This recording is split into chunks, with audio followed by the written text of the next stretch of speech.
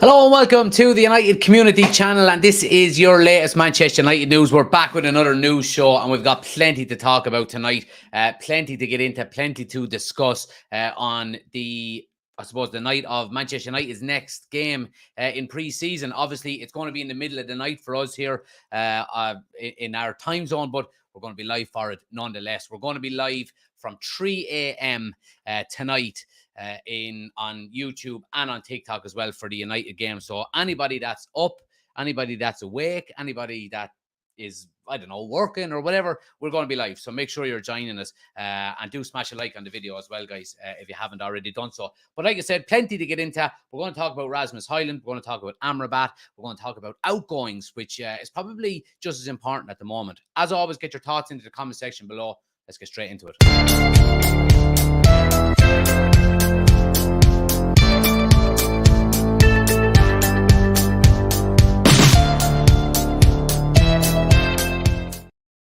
Jay, you're more than welcome, guys. Thanks for joining. As you can see on the screen, anybody watching on YouTube, nowhere else to start but with Rasmus Hojlund and Amrabat as well. I suppose we can put both of them into the same category when we're talking about them here. Obviously, Manchester United are continuing their quest to sign more players in the transfer window.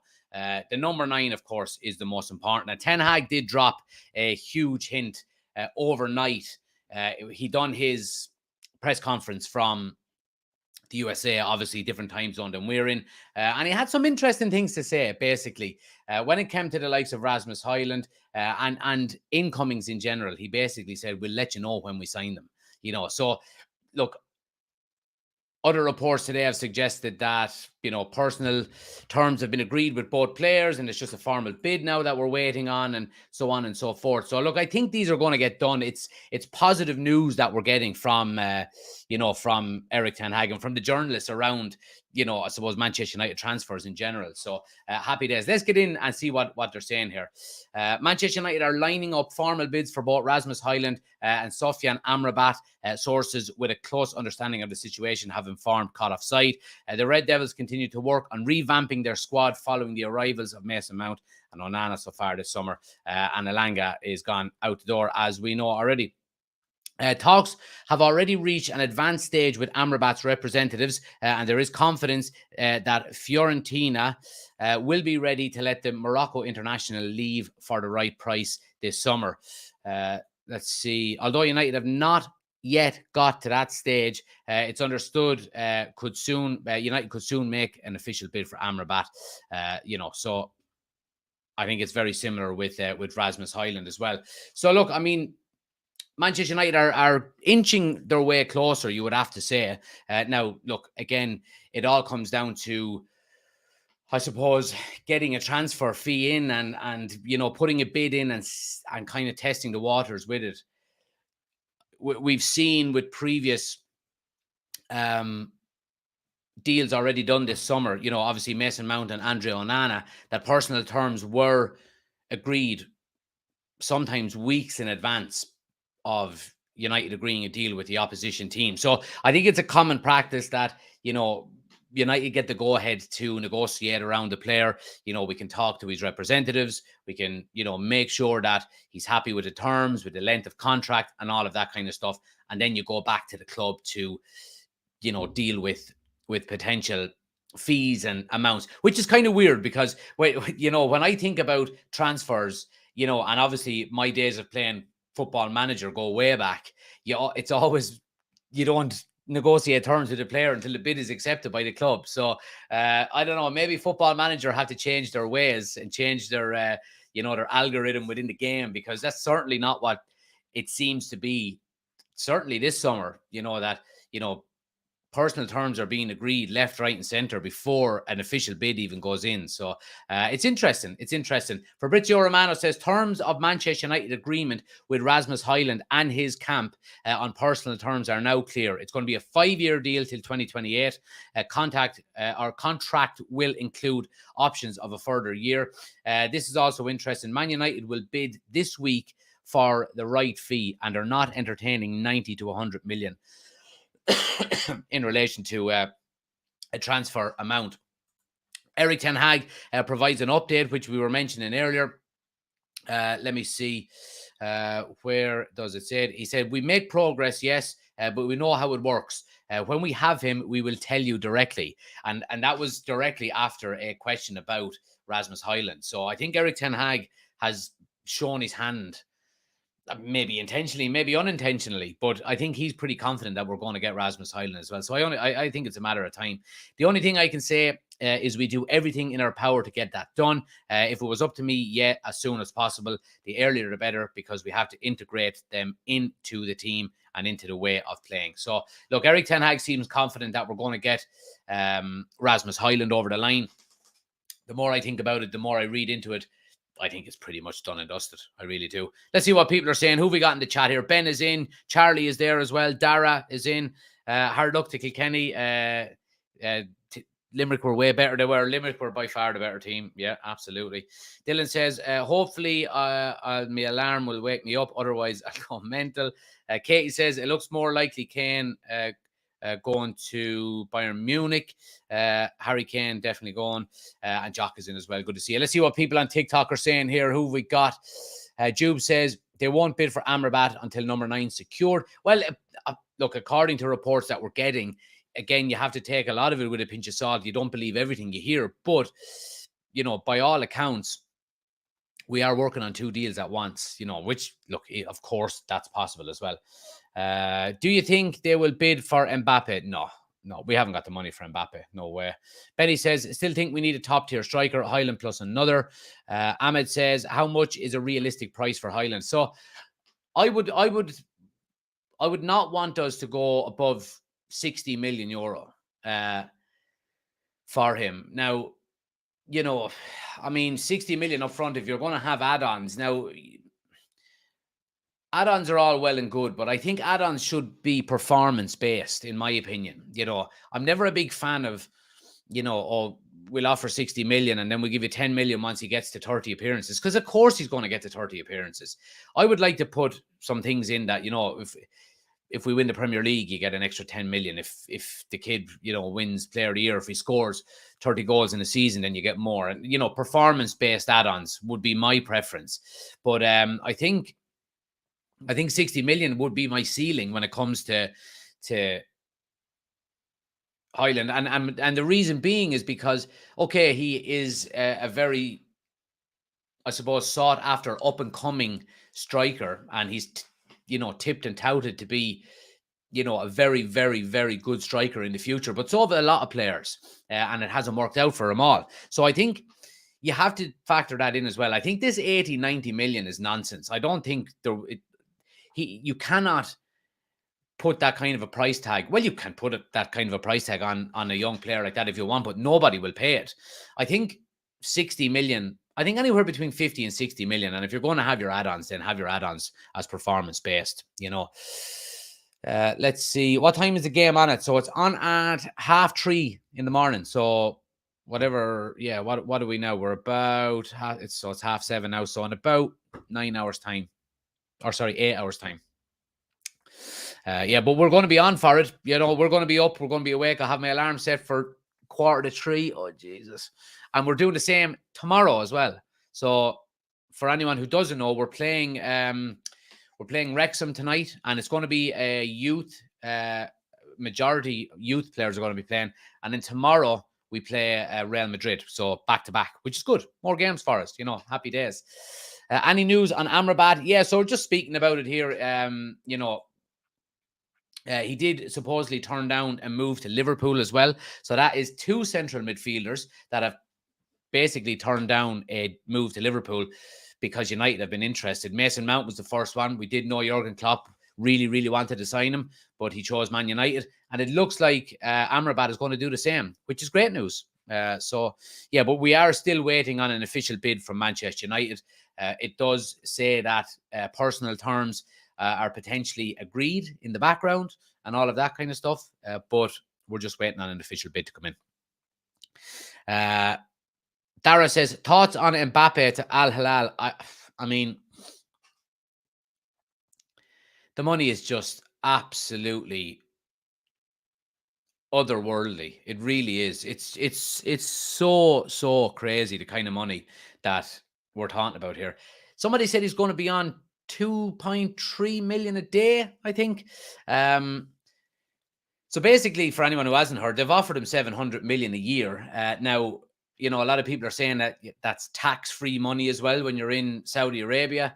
It's only tax-free if you stay for 2 years. So he will have to stay for 2 years if he wants it tax-free. But he can come for 1 year, basically as a loan deal from PSG, and then he's free to go to Real Madrid next year on a free transfer. I mean, how much is enough, really, when it comes to money and when it comes to players? Now, look, I'm not dissing Kylian Mbappe because he hasn't kind of made up his mind yet, really, whether he's actually going to go or not. So if he does go, I will be extremely disappointed. He's going to waste a year of his prime career, the prime years of his career, playing in a terrible league, and I don't care how many players go there. It's the standard is not anywhere near even the French league that he's playing in. He's out of the Champions League. I just think he is going to earn an unbelievable amount of money throughout the entirety of his career over the next 15 years. Does he need it? Now, look, I know if 700 million gets put on the table to you, it is hard to turn it down. Of course it is. Not that I would know, you know what I mean? But I could only imagine. But I think some things are more important than money, and he is going to earn. It's not like he's going to be earning pennies if he, stays in Europe or, gets a transfer from PSG this summer to, even if it was United for a season-long loan before he went to Real Madrid, he's going to earn good money. So, yeah, I don't know. I don't think he should. Matthew is in. Good to see you. Ben says 80 to 90 mil is too. Probably make sure they get 60 for him. Yeah, absolutely. Brian says, I'm liking how United are conducting themselves in the transfer window. We really seem to be backing Ten Hag, even with all the sale drama going on. Yeah, I agree, Brian. I have to say, and there's a lot of negativity coming around about the transfer window. I've seen it on other channels, and I think I don't think it's as bad as it's been made out to be. I think for the first time in a long time, we're holding our ground on how much we value players that we want to buy. Mason Mount being a prime example. Chelsea started out at 80 million. We said, no, we're not giving you more than 60. And I think it worked out at 55 plus 5, So, and similarly then with Onana, we were at the negotiating table. They wanted more. We held firm. I'm liking what I'm seeing when it comes to that, because for too long we've been took advantage of in the transfer market. We've been too easy of a club to say, oh, United are in, quick, off, put another 20 million on top. You know what I mean? And then bosh, we'll pay it, So, yeah, I'm happy with how it's going so far. And it looks like we're going to get a couple more signings in, which is good. And look, I mean, a lot of the negativity around the transfer window is that we're not doing it quick enough. You have to be realistic as well. You really do. I mean, look at Manchester City. They basically haven't signed anybody. Liverpool have only signed 2 players, the same as us. Chelsea, have they even signed anybody? I don't know. Spurs, similarly. Arsenal have got, all right, they've got 3 players in, but I mean, Kai Havertz is not even a footballer, so they've still probably only got 2 players in. I think our issue is, and I think the most disappointing thing about this transfer window for United is the fact that we haven't sold we have sold players, but we haven't sold the players that we could get decent money for. That's the one disappointing thing I would say. Graham says we can go for our typical 50 plus 5 million add-ons. Absolutely. Matthew says just wish we can make better money with selling players. Yeah, there we go as well. CJ said, who are we getting? Like what type of players are we getting? Hurricane or is that it now? I'm not sure what that means, but anyway, Scott says, I hope we have a plan B in case the price isn't dropped for Hojlund. I'm sure we have other plans in the background. Liverpool without Champions League doesn't have the draw that United does, says Graham. Yeah, good point there as well. Ben says, that money, I wouldn't mind paying the tax on it. Jesus, you wouldn't. CJ says, 60 max, maybe like 6 yesterday. I can't understand what you're saying, CJ. Apologies, pal. Kenneth says, you planning on going over to Old Trafford for any games? Yeah, so I've got a cup season ticket this year, so I'm going to try and get to as many of them as I can. So I've got all of the group games for the Champions League, the group stages, and then obviously if we get to the knockout stages, which you hope we will, I'll have tickets for all of the knockout phases as well. And then any FA Cup or Carabao Cup games that we get home drawing, then I'll have tickets to that. Yeah, so I'm going to try and get over a good bit. We'll try and get some match day vlogs for the channel as well. I'm probably going to do one for the Dublin game on the 6th of August, I think it is. Sunday week, I think we're playing. So yeah, I'm probably going to do a match day vlog for that as well. So if you see me with a camera up high to my face, just come over and say hello. CJ says they wasted their money on Declan Rice. Why would you want Rice? Get someone else in second race. Those shits are language, but like, okay. Let's see. Keane says I'd sell Fred and McTominay. Hopefully gather 50 to 60 million. I'd buy Hojlund and Lavia if profits were made. Yeah, I mean, it's like if we're talking about outgoings, let's get onto it here. And obviously, Scott McTominay is one of them. Man United tell West Ham only a very big offer will do as they enter midfielder talks after rejected 40 million bid.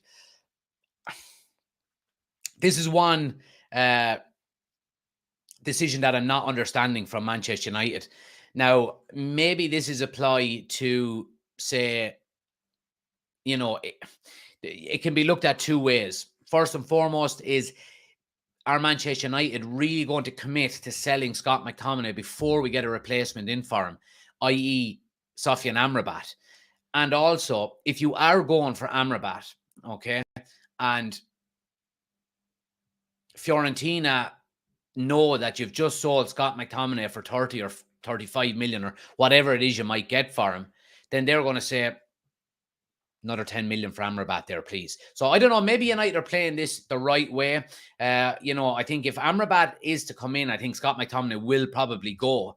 But you worry about what clubs would be left, because the likes of West Ham are not going to hang around if they're in for the likes of Gallagher as well from Chelsea, and if it's between McTominay and Gallagher, then, West Ham have supposedly already had a bid rejected. They're going to say, all right, well, we have to move on here. We have to plan for the start of our season as well. And we can't be waiting on Manchester United to hope that they get Amrabat in just so they'll sell us McTominay. We have to prepare as well. So, swings and roundabouts, you know what I mean? But let's go down through this article here. Scott McTominay and Conor Gallagher have been linked to West Ham.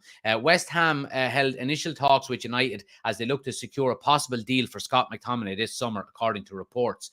The Hammers are looking to boost the quality of their midfield after selling star player Declan Rice, blah, blah, blah.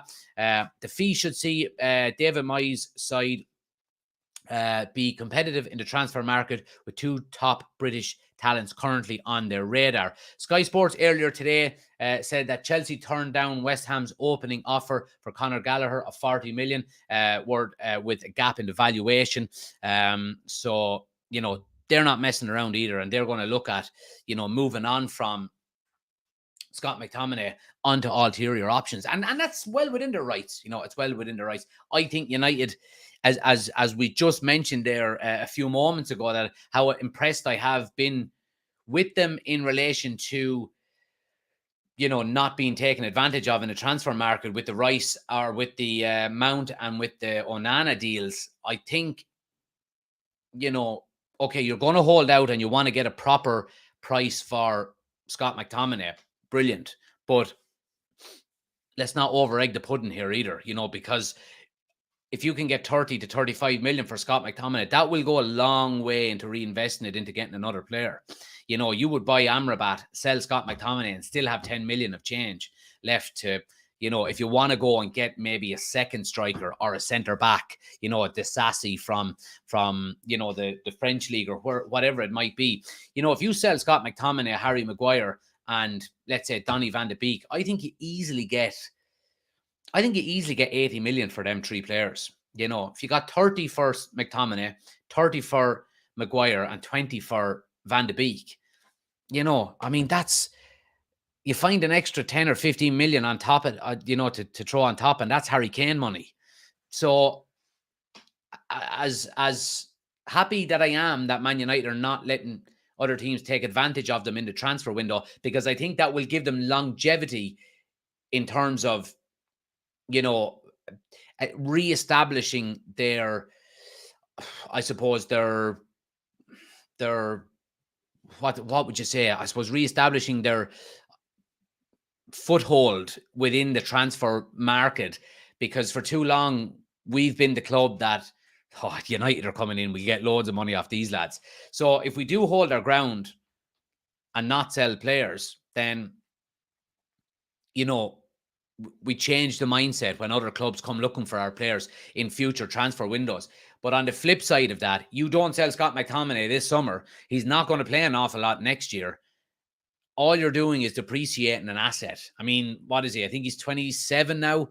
So he is going to be a player that you're probably never going to get as much money for than you can get now. So, I think you do have to balance that as well.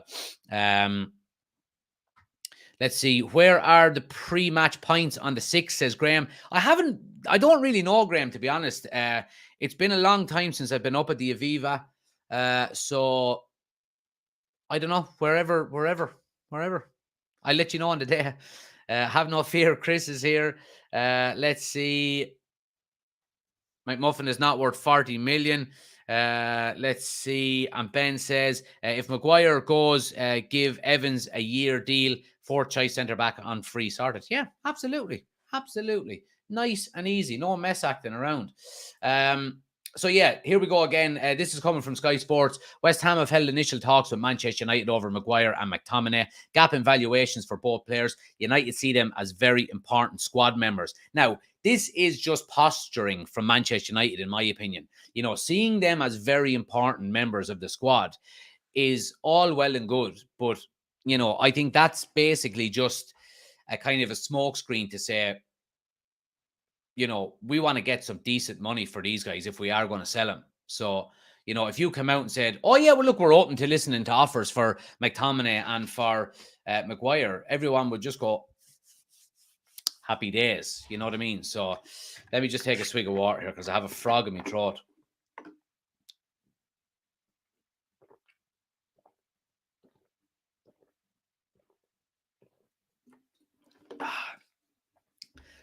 It was All Ireland weekend. I drank a nice bit of Smithwick's, so I need to get all of the water into me. Let's see. Ben says, surely Maguire is sat there thinking, let me go play a ball somewhere. I mean, I don't see how you couldn't be, in my opinion. I mean, and we go back and we've said this an awful lot. I mean, and even Scott McTominay as well, I would put into the same bracket. Like, you're just not, like, I've been part of teams when I got a bit older, obviously playing at a completely different level, where you kind of get the hint that, all right, I'm not in the manager's plans here.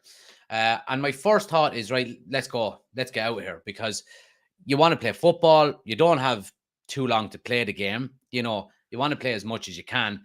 And I even at a professional level, okay, these guys are not going to get the same money with a West Ham than they're going to get at Manchester United. But surely something inside you says, I want to play football. I want to win things. I want to win games. I want to make a name for myself. I mean, Scott McTominay is 27. Now, I'm not saying he could go to West Ham and revive his career and get back to playing for, a top 4 team, because I don't think that's going to happen. Generally, what happens when you leave Manchester United, you go in one direction, and that's down. There are exceptions, of course. Your Cristiano Ronaldo's, for example. I would even go as far as saying maybe someone like a Diego Forlan, who was probably at United too young, didn't work out, and went on to have a really good career once he left United. So I think these players can have really good careers. I think it's a great deal for everybody. United get good money for him. West Ham get a decent player that suits their level and their style of play. Scott McTominay goes to a very big club in West Ham. You know, Harry Maguire as well, if that's the case. He's already been stripped of the captaincy. I mean, what more do you need to happen? Do you need to be kicked in the nuts while you're lying on the floor? Maybe, I don't know, maybe players' egos are not as big anymore, and maybe it is all about the money. Maybe it is all about the money. I don't know. Now look, this is all just speculation, really, because you know, in a week's time, Maguire and Scott McTominay might decide that they do want to leave. So you know, I don't want to speak for them or anything like that. Not like they'll ever see this anyway, but like, I don't know. Sometimes there's, and we harp on to about Kylian Mbappe. Sometimes there's more important things than money when it comes, you know, just go and play football. You're going to be a multi-millionaire regardless. Just go and play football, you know. So that's what I would say. But I think Maguire and McTominay should go. I think Donny van de Beek probably will go. It looks like Fred is going to go as well. You know, maybe it's just posturing out of Manchester United that they want to make it seem like these players are part of their plans until they go and sign an Amrabat, and then all of a sudden you can, you know, get decent money for these types of players as well. Let's see what people on TikTok are saying here. Keane says, if Chelsea can sell Havertz for 75, we should easily make 60 to 70 million of 3 players. United are not getting 30 mil for Maguire, says James. HJM, thanks for the follow. Much appreciated. Nickname says, we need to be hitting the 85 point mark next season. Yep. Martin says, Jack, what's the latest with United takeover? There is none, Martin, I'm afraid. There is none. User says, Dara O'Shea to Burnley. What a move. Ricey is in. He says, Maguire has to go. Take his squad number. What is he? He's number 5, isn't he? Yeah, I mean, yeah. Yeah, he has to go. He has to go. He really does, doesn't he? Right, anyway. Let's move it on. And as we know, look, Anthony Elanga has left Manchester United. He moves to Nottingham Forest on a permanent deal. And in the deal is worth 15 million. And he has became the 6th departure of the transfer window for Manchester United. Now, so look, we've been talking about United not clearing the decks.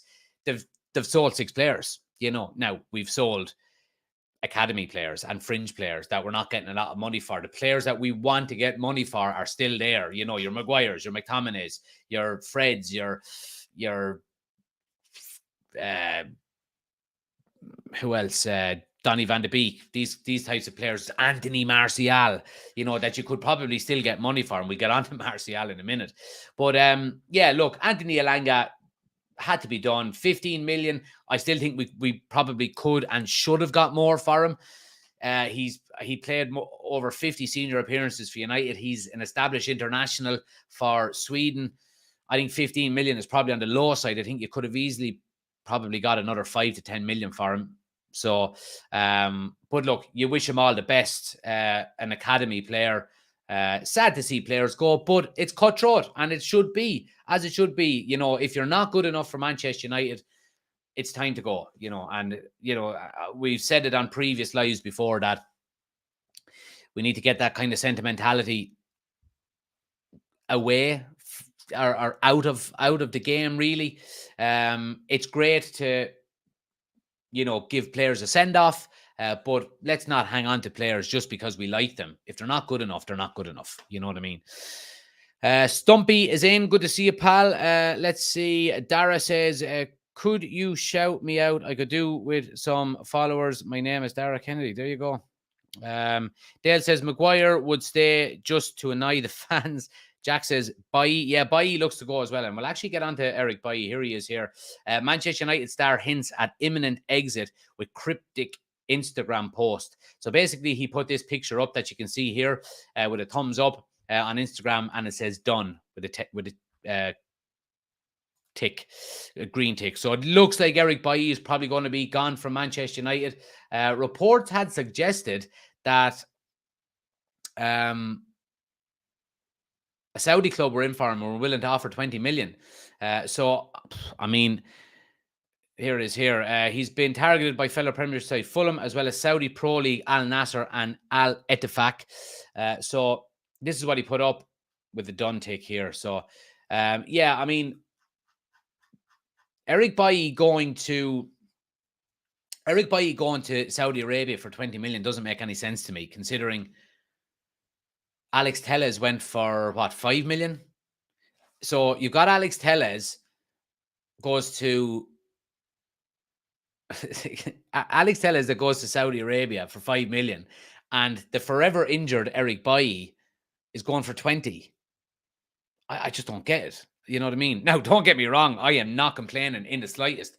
I think, you know, if you can get 20 million for him, just go, say nothing, take the money and just get it and go. So, look, these are the types of players that we've been saying we would, you know, we do and we should be getting rid of because, again, they're not up to scratch for Manchester United. They're not in the manager's plans. Let's move them on. Let's get some money in the door and let's reinvest, you know, because that's what we should be doing.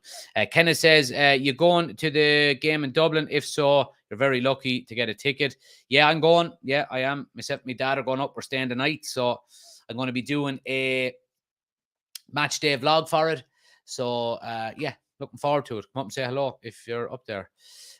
How's your night? Never like Harry sold anyone right now.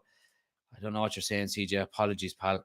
Chris says, it's amazing these guys can't read the writing on the wall. I know, but that goes back to what we were saying, Chris, when you're getting 120 grand a week to sit in the bench, you know what I mean? Do you take it? Now, okay, the guys that are probably going to Saudi Arabia are going to be getting similar money, you would presume. But if you're getting 120 million to sit in the bench every week, are you going to give that up to go to West Ham and get 50? After tax, probably 30 million or 30 grand a week. I don't know. Anyway, let's see what people on TikTok are saying here. Sully says, playing with the B team this year, pal. Get the band back together. Sully, man, if I tried to play, I play in the Night Owls and I do be broke up after that. So no, my playing days are well and truly over, my friend. Best of luck with it though, pal. Let's see. Are we getting took over or what? Says Cookie. I just don't know. Your guess is as good as mine, my friend. Benny says the Sheiks are going to offer crazy money for players regardless of quality. Let's see. Sign up to your fantasy league, Jack. Good man, Martin. Yeah, so anybody, guys, watching, make sure you're getting involved in our fantasy Premier League this season. The link is on my homepage. So just click the link. You'll see it at the very bottom. We've got 2 fantasy leagues. We've got one normal league, and then we've got one head-to-head league. The winner of each league at the end of the season gets a replica jersey of their choice. So make sure you're getting involved in that as well. And I do want to get everybody involved in the PlayStation draw as well, guys. We're giving away we're raffling a brand new PlayStation. It's £1.50 to enter. You can buy as many tickets as you want. We're doing the draw next Monday for it. So £1.50 could win you a brand new PS5. If you've already got one, then what we'll do is we'll transfer you the price of it, the money. You'll win the money. So get involved in that. Anybody watching on YouTube, scan the QR code on the screen or the link is in the description of the video. Anybody on TikTok, if you want to get involved chance to win a PS5, link is on my homepage. Click the link, you'll see it at the very top. £1.50 to enter. You can enter as many times as you want. Oh, hello. What's going on? You coming in to say hello to everybody or say good night? Little mascot. It's full of cookie dough and bun mixture. Did you make all the buns and the cookies? Yeah? You want to wave at everybody and say bye-bye? And then probably a whole bag of chocolate chips. Say bye-bye. Bye-bye. Bye-bye. Good girl. Have a kiss. Good girl. Run along. Go on, mind your head off the corner now. Come on. But, yeah. Are you going to stay up for the Wrexham game? Well, I'm going to bed, but I'm getting back up for it. Yeah, so we're going to be live for the Wrexham game, guys, at 3 a.m. UK time. So we will be live. Make sure you're setting your alarms, or if you are following on TikTok or on YouTube, just hit the bell notification and you get notified as soon as we go live then. And we will, yeah, looking forward to it. Sure, look. When do you ever get to watch United at 3:30 in the morning? Not like I ever want to do it again, but we're actually doing it again tomorrow night. So, because United are playing Real Madrid tomorrow, so we'll be live for that as well. And I think is the Real Madrid one. Let me see. The Real Madrid one it's similar time. It's like, let me just have a quick check. Oh, that's at 1:30. All right, that's not too bad. So yeah, we'll be watching that as well. So we'll be live from 1 o'clock the next night, and then I think we've got one at. Let me see. Yeah, the next one then is Brucey at Dortmund. That's on Monday morning at 2 a.m.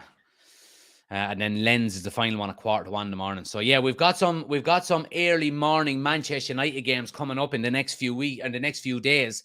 So make sure you are following and subscribing to the channels, guys, because I'm really looking forward to it, I have to say.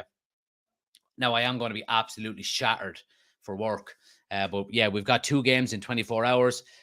So there's a lot of youth players playing against Wrexham tonight. And then tomorrow, then obviously against Real Madrid, you'll have a lot more of the senior players playing.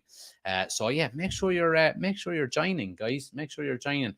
Right. So Erik ten Hag provides a significant injury update on Amad. So as we know, Amad went off injured and he left the stadium on crutches the other night after the Arsenal game. And it didn't look good initially, but Erik ten Hag has provided a positive sounding injury update on the young attacker. The Ivorian man enjoyed an impressive campaign. Yeah, blah, blah, blah, blah, blah. I hate the way they always do them kind of intros.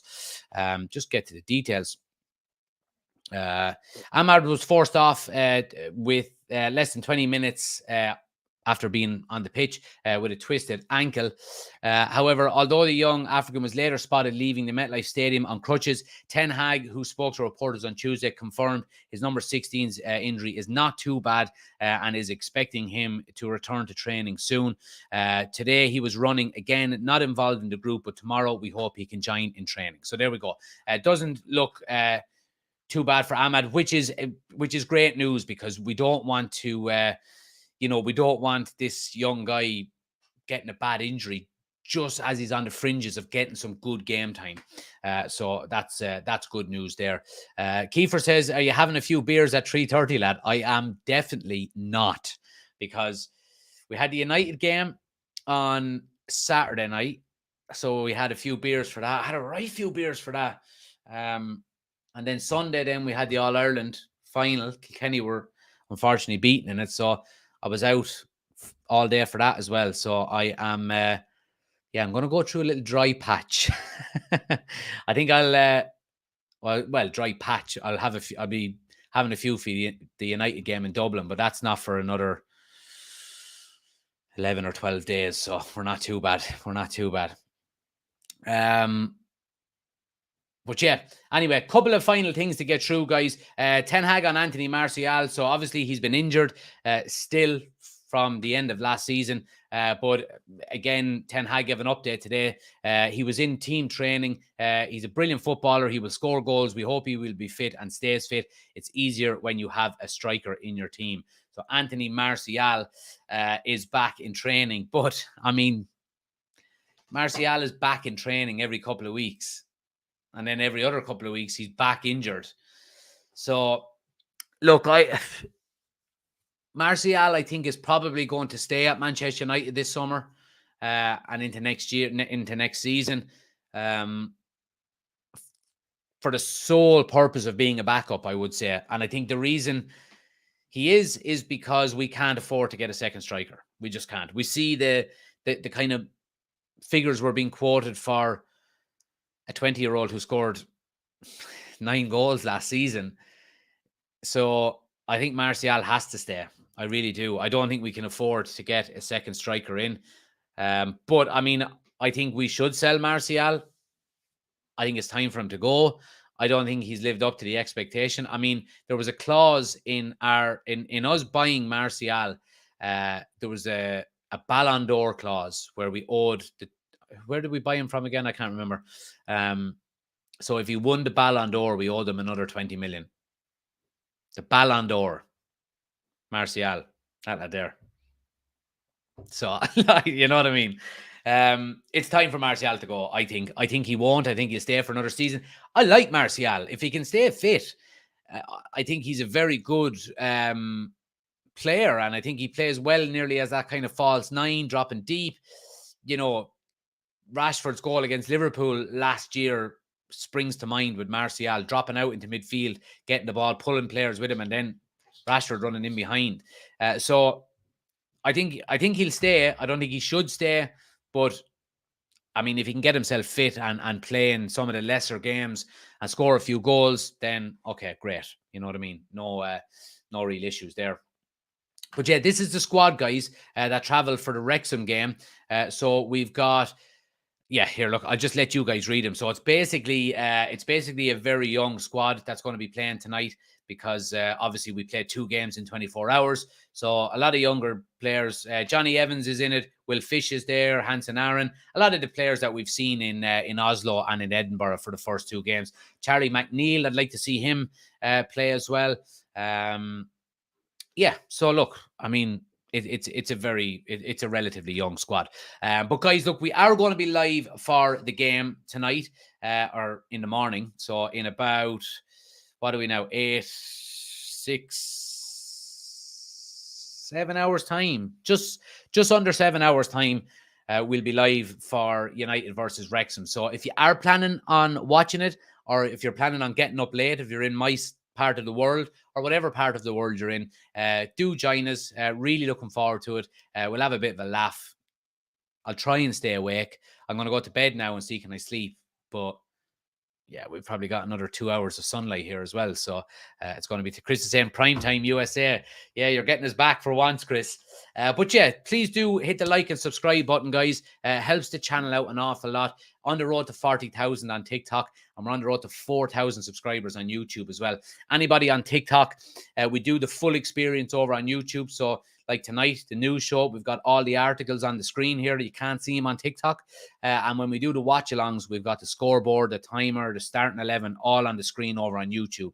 The YouTube icon is on my homepage. Just click it, hit subscribe, and get involved over there as well. Hopefully, I'll see you all in 7 hours' time. If not, sleep tight. Don't let the bed bugs bite. Yeah, we'll be back tomorrow night with some more transfer Manchester United news. But yeah, we'll be doing the watch along tonight and again tomorrow night at 1:30 in the morning. So make sure you're joining. Like, share, subscribe, turn on the bell notification. I'll see you later. Take it easy.